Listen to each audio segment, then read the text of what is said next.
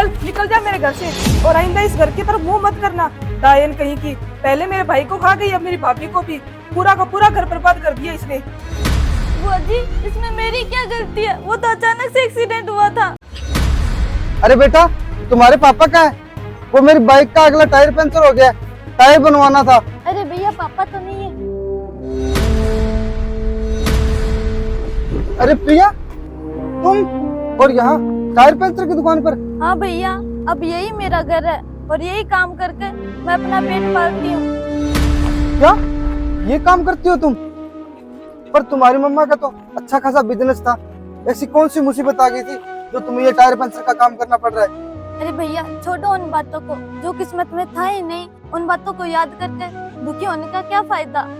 नहीं नहीं, मुझे बताओ ऐसी क्या बात होगी जो तुम्हारा अच्छा खासा बिजनेस होते हुए भी तुम्हें ये काम करना पड़ रहा है?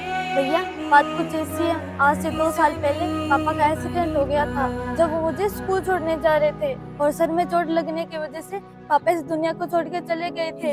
और ये सदमा मम्मी बर्दाश्त नहीं कर पाई, जिसके कारण मम्मी धीरे धीरे बीमार होती चली गई। और 6 महीने पहले भगवान ने मेरी माँ को मुझसे छीन लिया और उसके बाद मैं अकेली रह गई। क्या?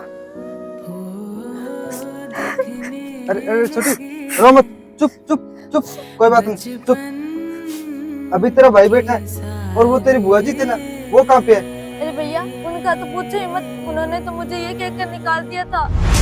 चल निकल जा मेरे घर से और आइंदा इस घर की तरफ मुंह मत करना। डायन कहीं की, पहले मेरे भाई को खा गई, अब मेरी भाभी को भी। पूरा का पूरा घर बर्बाद कर दिया इसने। बुआ जी, इसमें मेरी क्या गलती है? वो तो अचानक से एक्सीडेंट हुआ था और मुझे क्या पता था मम्मी सदमे को बर्दाश्त नहीं कर पाएगी। नहीं नहीं, सारी गलती तेरी है। अगर भैया उस दिन तुम्हें स्कूल छोड़ने नहीं जाते तो आज भैया हमारे बीच होते। मेरे भैया और भाभी दोनों को खा गई डायन कहीं की। मर जा कहीं दूर जाकर। चल निकल जा मेरे घर से।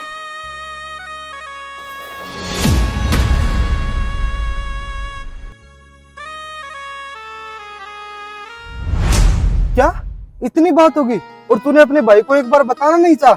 अरे भैया, क्या बताती आपको? जब मेरे माँ बाप मुझे धोखा देकर इस दुनिया में अकेला छोड़कर चले गए तो आपसे मैं क्या कहती? अरे नहीं नहीं पगली, ऐसा मत बोल। माँ बाप के जाने के बाद बहन के लिए एक भाई होता है जो उसे माँ बाप की कमी कभी महसूस नहीं होने देता। और पगली, मैंने तुझसे राखी बंधवाई है और एक भाई का फर्ज होता है कि अपनी बहन का हर दुख दूर करे, उसकी हर मुसीबत को टाले। हाँ भैया, ये बात तो है। तो छोड़ना इन सब बातों को, चल बाकी सारी बातें घर जाकर करेंगे। तो चल मेरे साथ घर। भैया घर? हाँ पगली, घर चल।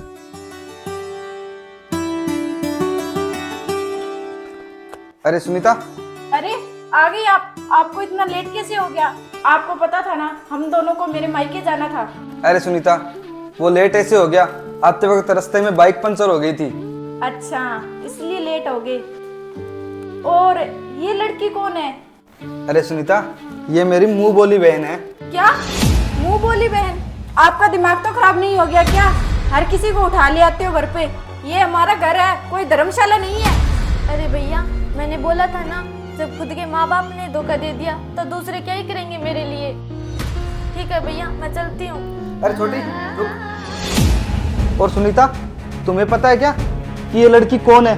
मुझे जानकर क्या करना है? होगी कोई भिखारन। भिखारन है तू, ये नहीं। तुझे पता है जब तेरा किडनी का ऑपरेशन हुआ था और तू आईसीयू में भर्ती थी और तेरे ग्रुप का खून किसी ब्लड सेंटर में नहीं मिला था, और तुझे खून देने वाली लड़की यही है जिसकी वजह से तू आज यहाँ जिंदा खड़ी है। क्या मुझे खून देने वाली लड़की यही थी? हाँ यही थी।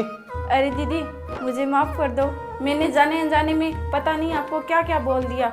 मुझे नहीं पता था आपका मेरे ऊपर इतना बड़ा उपकार है। नहीं नहीं भाभी, इसमें उपकार कैसा? वो तो उस दिन भैया उदास बैठे थे और मुझे पता चल गया। अब आप ही बताइए, अपनों की मदद अपने ही नहीं करेंगे तो कौन करेगा? हाँ दीदी, ये तो बात आप सही बोल रहे हो। वैसे मेरे कोई ननंद नहीं थी, आज मुझे मेरी ननंद मिल गई।